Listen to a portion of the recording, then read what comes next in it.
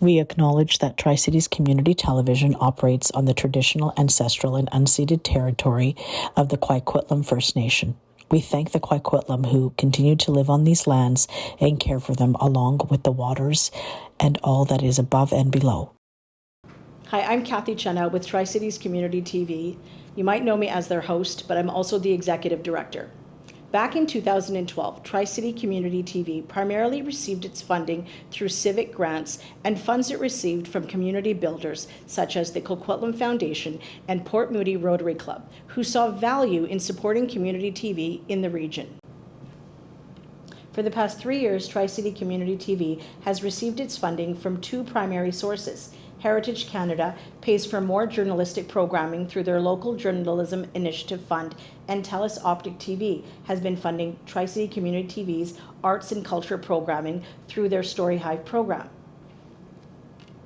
Unfortunately, Tri-City Community TV has recently been informed by TELUS that they no longer wish to fund community organizations and only wish to provide funding to individuals seeking to produce programming on their channel.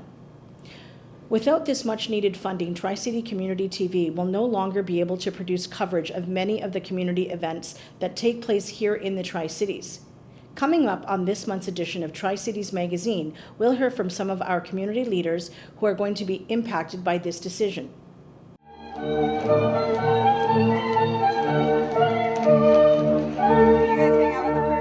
Every May, Poles and those who love to celebrate Polish culture come from around the Lower Mainland to converge on Port Coquitlam for the BC Polonaise Society's annual Polish Festival. This festival celebrates everything Polish, from art to dance to food and beer. For the past 5 years, Tri-Cities Community TV has been able to provide coverage of this great community event with the help of funding provided by TELUS Optik TV. Coming up first on today's show, Hannah Koska with the BC Polonaise Society talks about how her society will be affected by the loss of this funding. Hi everyone, it's Kathy Chenna with Tri-Cities Community TV. And before we get started, we'd like to thank the Coquitlam Library for donating their space to us today. And in the studio, we have a guest from the Polonaise Tri-City Polish Association. Hannah Koska is with us. Welcome to the program, Hannah. So the organization has been around since 1989. Tell me, you've been involved for about 10 years. Yes. In what capacity? I was the vice president and I was event coordinator during those years. Last year I'm just a program coordinator and this year as well. And with regards to the Polish festival that always happened every year in Port Coquitlam, tell us a little bit about that and what that brought to the Tri-Cities. We basically wanted to share our culture, and that means art like dance and music, but also food. And so that was very well received by the community. We always have lots of people, and of course Tri-City TV was a very vital part of it. Thank you for saying that, and it was something that I think not only brought diversity to the community of Port Coquitlam, but multiculturalism and showcasing like who you are as a community. And tell me a little bit about what that meant for you. It meant a lot because the whole purpose of our organization is to promote our culture and to promote multiculturalism. So it meant really a lot, and that was done by BC Polish Festival as well as Polish Canadian Art Fusion exhibition. So those two events were really important to show what we are. As you know, TELUS has cut our funding, and we haven't been able to come to the festival and showcase it and record, all the beautiful dancing and the pierogies and the food and everything that happens there. What kind of an impact has that made on your organization? It's very sad, really, and we don't really understand because. As I said, Tri-City Community TV was very important. It was very helpful over the years.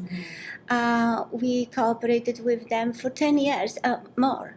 actually, because it was since 2014 when they started to help us, and they were always we could always count on them. They would always come. If people couldn't come, then they could watch it on the YouTube or on other portals and things like that, and also on TELUS TV if they have that, right? They can be connected and part of the program, even though they were not able to attend. And also it promoted for the next year, because if somebody didn't come but seen that on TV, right? They say, oh, I have to come, right? Because that's great. So that is really important, that is televised. So what's your wish? What is your wish if you have to sort of speak to TELUS right now? Please tell us, give them what they need so they can come, because we need them. Thank you so much. I really appreciate that. Today we heard from Hannah from the Polonez Tri-City Polish Association, sharing with us what the grant money and the money from TELUS did for her and her community. Thanks so much for watching. I'm Kathy Chenna. The Golden Maple Multicultural Society is a group of passionate individuals and artists who love culture and art, and are dedicated to the promotion of multiculturalism in Canada. Throughout the year, this organization puts on a number of events in the Tri-Cities, including the Lafarge Lake Lantern Festival, the International Watercolor Summit, and the Tri-Cities Lunar New Year Gala. Up next, Harvey Sue of the Golden Maple Multicultural Society will also be in studio with Kathy Chenna to discuss how they too will be affected by Tri-Cities Community Television's loss of funding. And with us now is Harvey Sue, the director of the Golden Maple Multicultural Society. Welcome to the studio, Harvey. Thanks for being here. Thank you for having me here. Yeah, absolutely. So tell us a little bit more about the Golden Maple Multicultural Society. Who are they? Yeah, Golden Maple Multicultural Society is a non-for-profit organization, and our organization is made out of local artists and volunteers dedicated to promoting Chinese traditional culture and encouraging multicultural exchange and contributing to a more harmonious and inclusive society. Right, and you're right here in the Tri-Cities, is that right? Yes, it is. Okay, and how long have you guys been around? Yeah, I think over the past 10 years, we have successfully hosted and co-hosted many events. Like for example, we work with cities of Coquitlam to host a lantern festivals, and also we work with cities of Port Coquitlam to host a watercolor painting summit, international watercolor painting summit. And in 2024, we successfully partner with a lot of local organizations like Korean Cultural Heritage Societies and also Iranian senior clubs to present the Golden Maple Lunar New Year Gala and Temple Fair. This is our signature. Yeah, that's your signature event. You're making quite a large impact in the community here in the Tri-Cities. Like, what does that impact mean to you? I think it means a lot. For example, for last year's Lunar New Year Gala, we also fundraised for Hazel Chambas Elementary School. That burned down here in Port Coquitlam. I know, it's so sad. That's so important for the local residents, for the kids. And I think that we believe the culture is a bridge that connects people. So through our initiatives and programs, I think we will be promoting, a stronger, a better community for local residents. Yeah, it sounds wonderful. I know that the Lunar New Year project definitely always has a lot of views. Whenever we've covered it in the past, I always notice so many people are watching it. It's quite a tremendous entertainment for everybody that is there watching. I don't know if you're aware though, but recently our funding was cut with TELUS, and we're not able to cover, our signature events ourselves, because this was something that we would come to every year, as well as some of the other events. And we're talking to a lot of community leaders today. What does that mean to your organization that we're not able to come and cover the event and sort of spread the word? Yeah, you know what? Tri-City Community TV has been a crucial platform for us for the local storytelling. So I'm quite concerned about the funding cut because personally, I have benefited from Tri-City local communities in many ways, both as a Coquitlam council candidates and also as the leader of the Golden Maple Multicultural Society. Yeah. So for example, like when I ran for Coquitlam City Council in 2022, because we are all independent candidates, I have no experience at all. Yeah. So I depend heavily on the TV, the Tri-City Community TV for their archive to share your election message, coverage, so I can prepare myself. I just look for the past, election or candidate meetings, and also all the candidate interviews. So for familiarize myself with the candidate meeting, also the local issues. So that's so important for me. And also, like for our society, we. Tri-City Community TV has been a crucial media partner for us. So they, come to our events and report the events, cover the events, so we can attract and reach out to more community members. So it's so crucial for not just us, but the host. Tri-City region. Yeah, we really appreciate you sharing that information and telling our viewers what the impact of this is going to have on you and others. Maybe you may decide to run again, and you're going to need the messaging to get out there, because obviously you don't have the Harvey Sue Community TV. You rely on outlets like ourselves to help with that. But more importantly, I love what you said about bridging your community with other communities when it comes to the Golden Maple Society. It is very multicultural, and it does bring a lot of people together. And without community TV, your mandate is being in the community and connecting communities. That's a little bit of what we do too. We want to connect communities through community television. So if you had something to tell TELUS right now, what would you share with them regarding this situation? I would say don't stop funding. Continue to invest in Tri-City Community TV because you're investing in a stronger, more connected, more informed community. So that's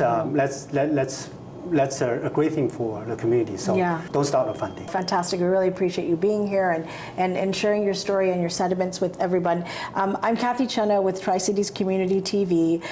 You're listening to myself and Harvey Sue today, Director with the Golden Maple Multicultural Society. Thanks for watching. The Coquitlam Heritage Society operates out of Mackin House in Coquitlam. With funding it received from TELUS Optik TV in 2023, Tri-Cities Community TV was not only able to produce programming covering their events, they were also able to provide production training to their volunteers so that they could produce their own programming. Coming up next, Kathy Chenna speaks with Coquitlam Heritage Society's exhibition manager, Marcus Farner. Try not to switch this off. So my name is Marcus. I'm the exhibition manager here. And I'm here now with Marcus Farner, the exhibition manager for Coquitlam Heritage. Thanks so much for being in the studio today.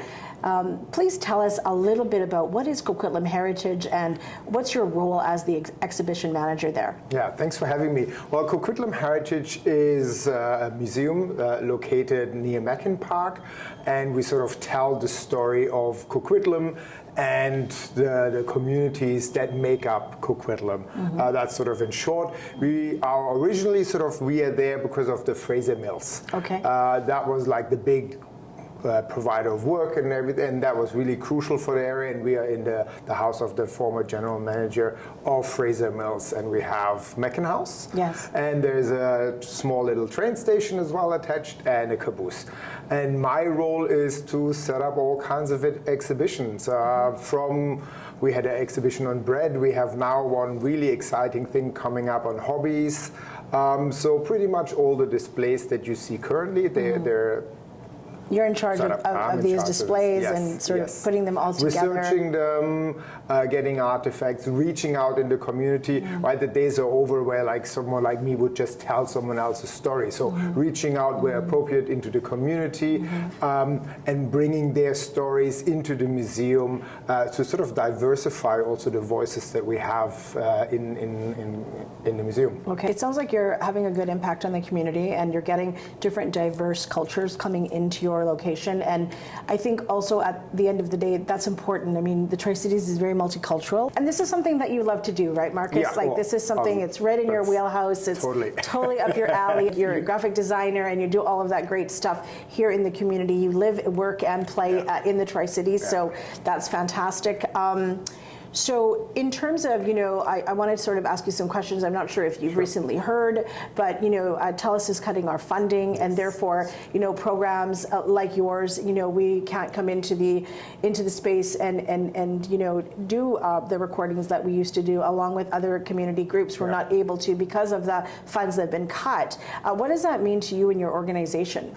Well, we always value Tri-City TV as a community partner. Community partners are essential, right? I mentioned that we are reaching out into community. We want to be part of this community, right? So the Tri-City TV is a community partner to us. So if they were falling away or can't come anymore, right, that would really impact us. I mean, there's, which I would think sort of the very obvious, like an interview like this, or you come out to an event and record it, which is great. The one thing which I really, really cherish as well, and which probably people don't see, is that some of our staff members got training with the Tri-City TV. And that kick-started our oral history program, right? So this is way bigger than just, you come to an event and I love it because people see what we do. You're right, and it produces sort of this beautiful visual images that we present, right? But now that behind the scene is that we receive the training and the lights and the cameras, right? Initially for the training to set up and start our then oral history. And now that's really vital because the museum, when we sort of started, you could say it's sort of a white settler kind of focus, right? There is very lot of Edwardian items, and now by having oral history, we can now capture those people that are usually not represented in the museum, that usually do not find themselves in the shelves of our collection, right? So this is as valuable as an artifact, as any artifact is the spoken word. And that includes about. So how do we manage this? Well, we received a training to do this, right? You just out of the box, all our assistants can't just do a marvelous interview, what you're doing here, right? It's not that easy. It doesn't come natural. So that was great. So that would greatly impact us.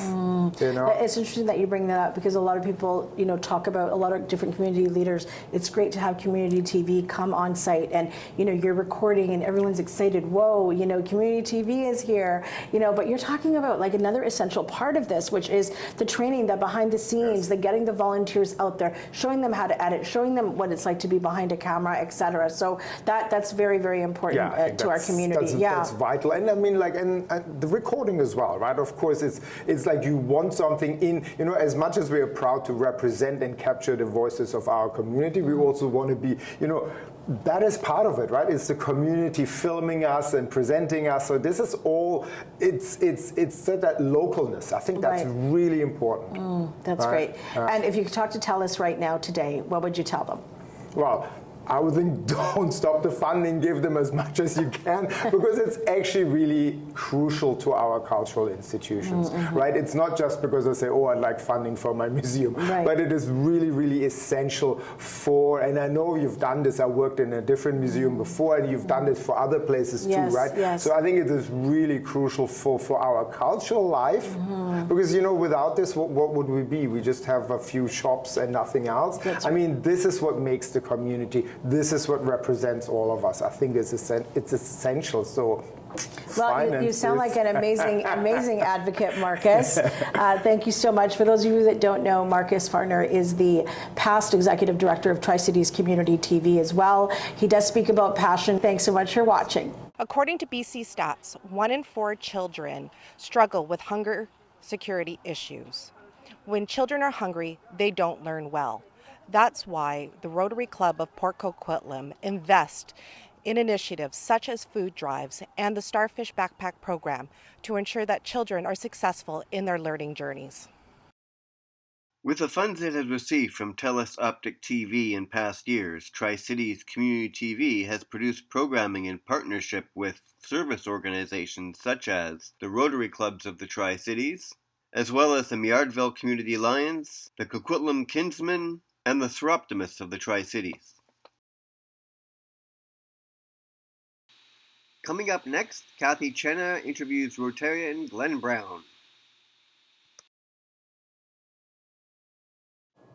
So now we're here with Glenn Brown, the Assistant Governor for Area D, and you are representing Rotaries in the Tri-Cities.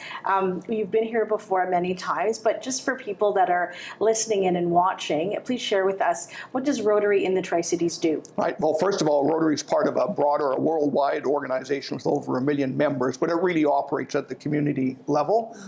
And so on the Tri-Cities, we've got 4 clubs. We've got 1 in Port Moody. We've got 2 in Coquitlam and another club in Port Coquitlam. Okay, okay. Yeah. And what do you guys do in the community? So it really depends on the club. Sort of at the global level, Rotary addresses big issues like education and water and maternal health.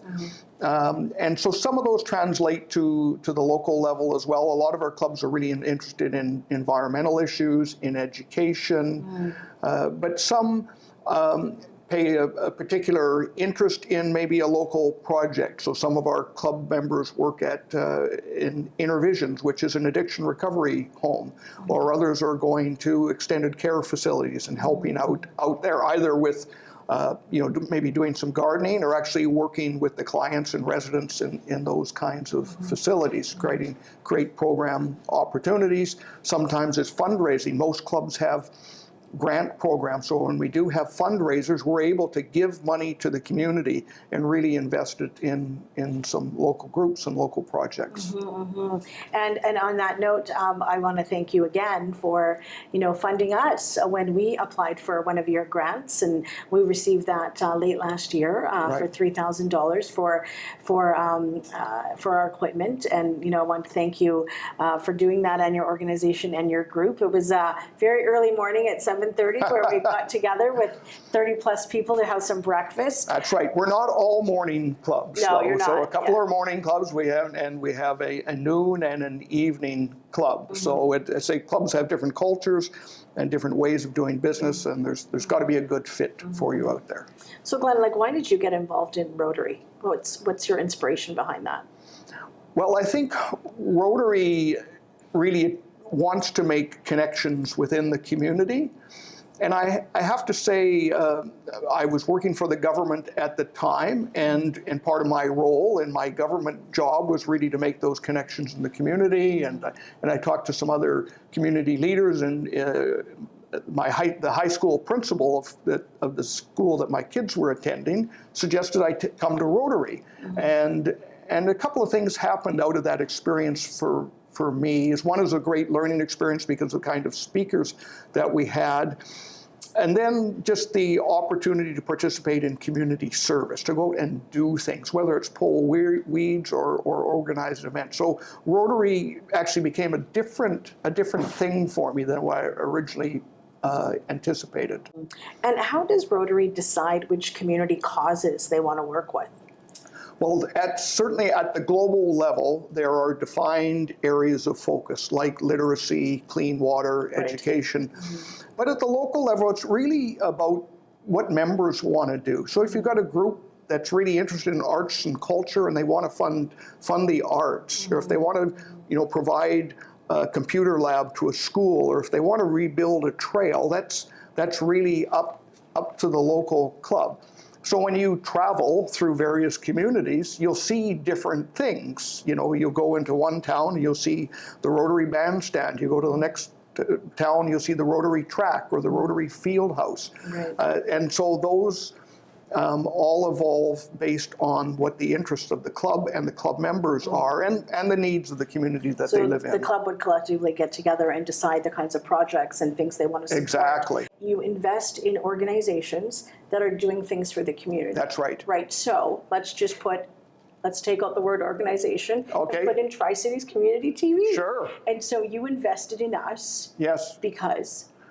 So again, we want to see organizations that give of their own time. So generally speaking, they're a volunteer organization and they've got a capacity to make a difference. And we know one of the things about community building is communication and that ability to sort of share knowledge and ideas and bring people together. And there's different ways of doing that. And certainly community television is an important part of that. I mean, we all know that the media landscape is changing. Yes.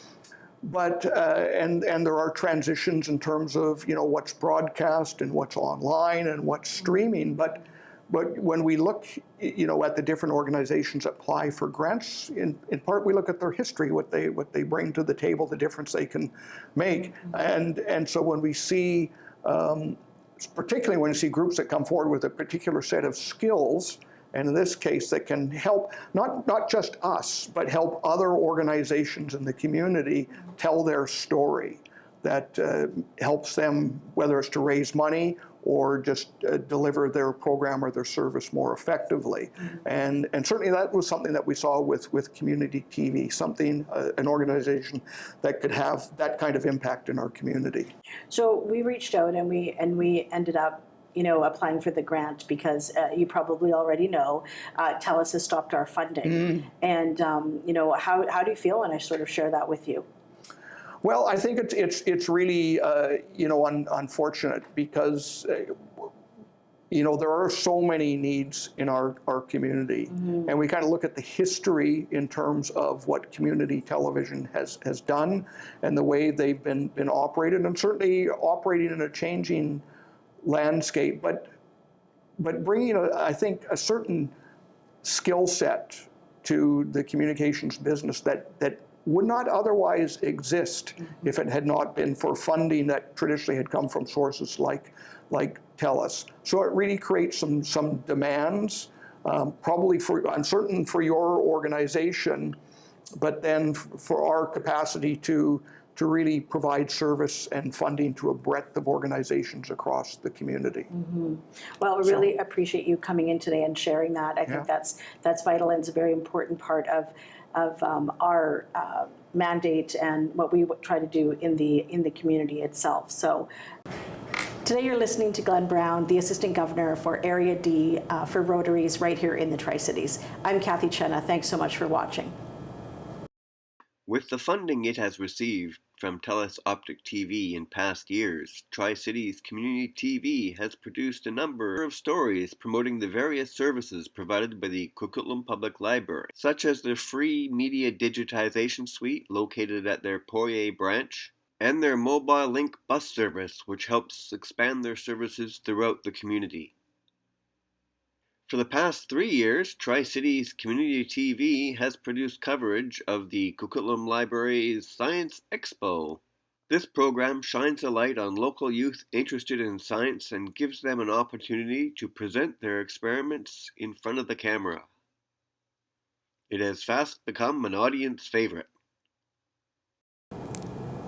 And with me now is Jay Peters, the Manager of Programming and Community Connections at the Coquitlam Public Library. Thanks so much for joining us. Jay, in the past years, we've been recording the science fair here at the library annually, and recently we haven't been able to do that. Tell us a little bit about the science fair and the impact on the community. The Science Fair is an annual event that's run since 2016. Students in grades 4 through 12 get to come in and show off their experiments or innovations. They're judged by judges from Douglas College down the street and awarded prizes based on how they do. It gives them a chance to talk to the scientific community. It gives the public a chance to see what young scientists are up to. And it's a really good event that fosters science for more people than maybe a science fair would do so.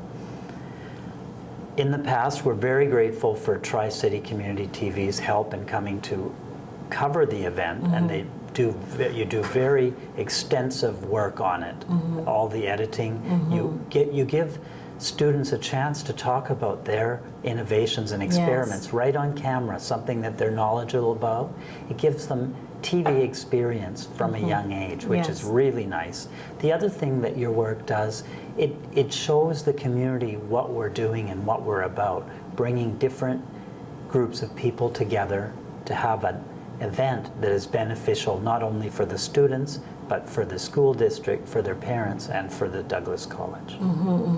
So I'm not sure if you know, but sadly we have been not able to get funding anymore from TELUS. They have cut our funding, and therefore we're not able to bring programs like the Science Expo and fairs and be able to showcase the students anymore. Hearing this news, what does that mean to you? It means that part of the whole experience for the students has been cut off. Like part of it was presenting to TV and being on TV as young children, talking about a serious subject that is meaningful for them. This prevents that from happening. Right. With so many cuts happening, of course, even our Tri-City News no longer being available, community TV is an integral part of our community, as you know, especially here in the Tri-Cities. And is there something that you would want to share with TELUS, you know, knowing this?